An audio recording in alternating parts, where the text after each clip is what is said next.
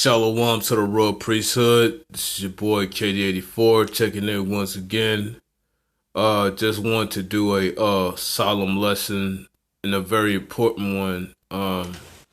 Looking at what everything's going on in the so-called celebrity space, which is nothing but glorified slavery. And but before I get into this short video, which some would consider a lesson, I would like to give all praise to my one and only magnificent Elohim Yahawah, and through his begotten Son, who is appointed Redeemer and appointed Savior, Yahawah, for allowing me to bring his word forth when it comes to this very particular topic that unfortunately surrounds the term called hate. I really want to thank the Father for allowing me to really dig deep to the best of my ability of how he hates and what he hates. And the separation of the faithful and the unfaithful, because that time has now arisen and it is the clash ahead. So I thank the Father for allowing me to bring this short presentation today, as I continue to go a little deeper into what we call the so-called gender war or whatever have you, and how our Father views it. We're going to get into all that, family. So I say in the name of our magnificent begotten, magnificent begotten Son, Yahawah, Shalom. All right. There's been a lot of talk about, this popular gender war, obviously started by the death of one celebrity, and then all ranging of emotions back and forth, between other celebrities and talking heads. I don't need to mention the popular story of the moment. Y'all know what that is. But even amongst all the hot noise, I just had to dip back into what Yahawah says when it comes to hate amongst one another, and how one loves or hates one another really decides who is the wheat and the tare. But before I even dip into that, I like to go right back to Genesis to really point to the emphasis of what I'm talking about here. It all starts with this. Genesis 1:27, and it reads, "So Yahawah created man in his own image. In the image of Yahawah created he him. Male and female created he them." Pretty much, saying in very clear retrospect that Yahawah created man and woman in his image. And for the true Israelites that are really tapped in, we all know that our Elohim and his begotten Son has the skin texture of a Negro. So I just want to set the tone right then and there, because I'm seeing all this gender war back and forth by many who have an opinion amongst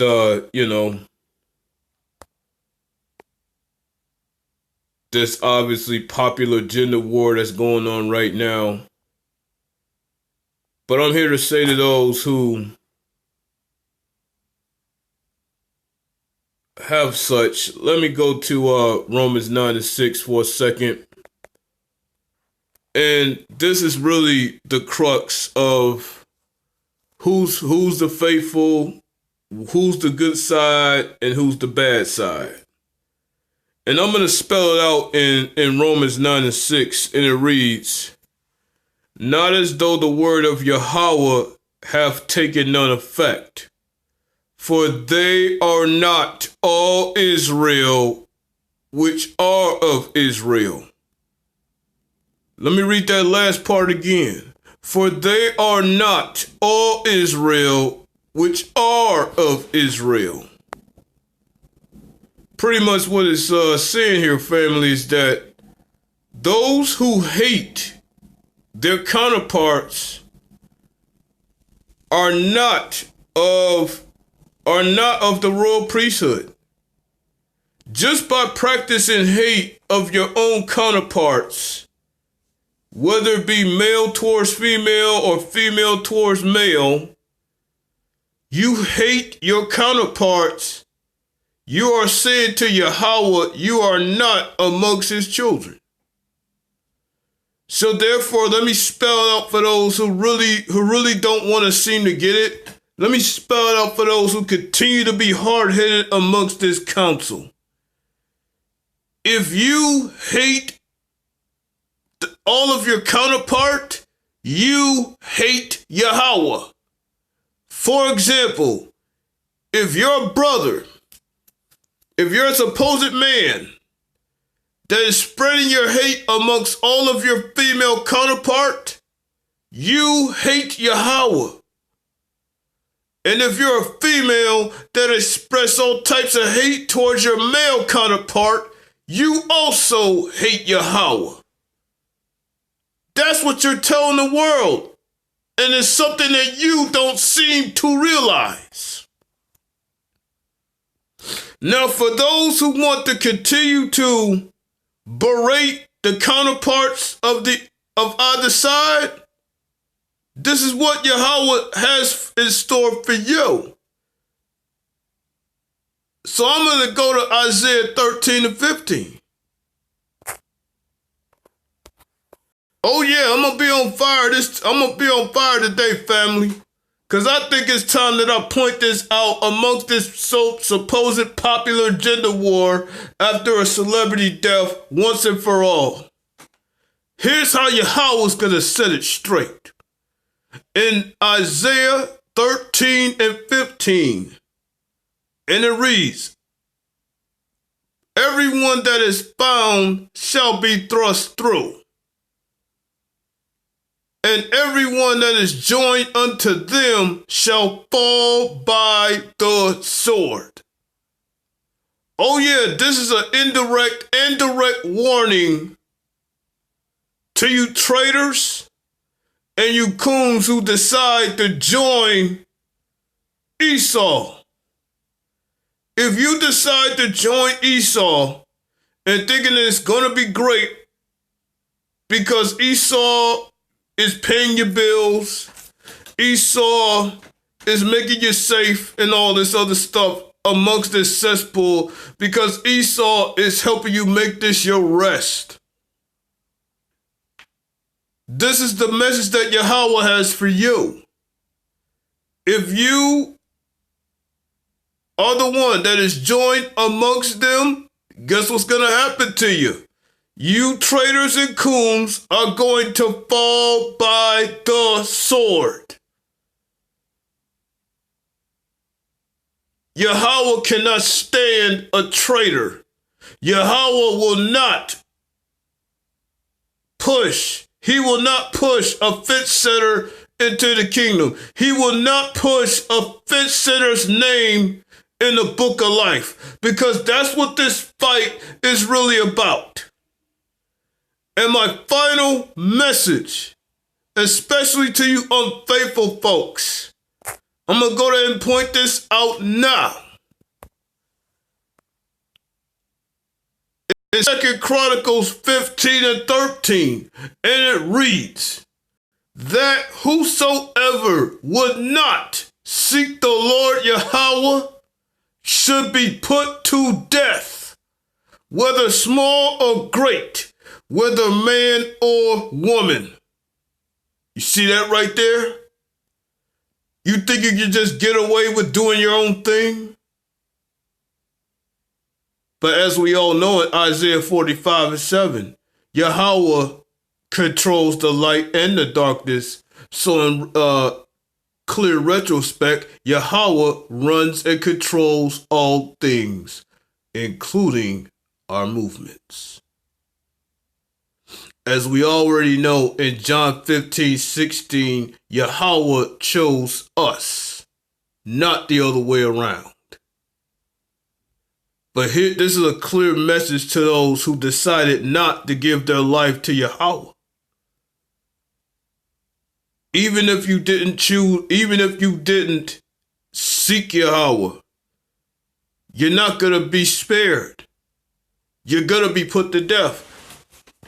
So this is pretty much my message for all those who want to continue in this popular gender war, making it very, very clear that if you hate your counterpart and you're an Israelite, you hate Yahawah, and Yahawah will make you pay in every single way. Because hating your counterpart, guess what you're doing? Out of the book of life. That's what you're doing. And you're setting up your path towards that lake of fire if you do not change your hateful ways. And this goes for both sides. This goes for the Israelite man and the daughter of Zion. So to you daughters of Zion out there, pushing all this hate towards your male counterparts, you will not be spared either.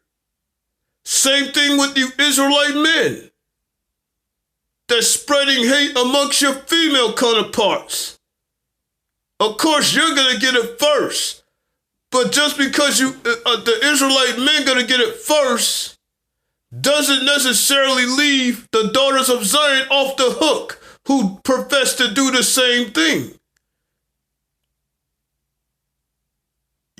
If you are professing hate for your male or female counterparts, you are indeed professing your hate for Yahawah. And you are paving your own road towards that lake of fire where you will not, as I repeat, you will not be able to escape from ever. So I'm telling all you gender war folks out there right now, either turn away from your hateful thoughts or forever perish into that lake of fire. The choice is yours. Shalom to the royal priesthood. This is KD84 saying peace to all the righteous Israelite men and the righteous daughters of Zion. Keep pushing. Shalom, y'all.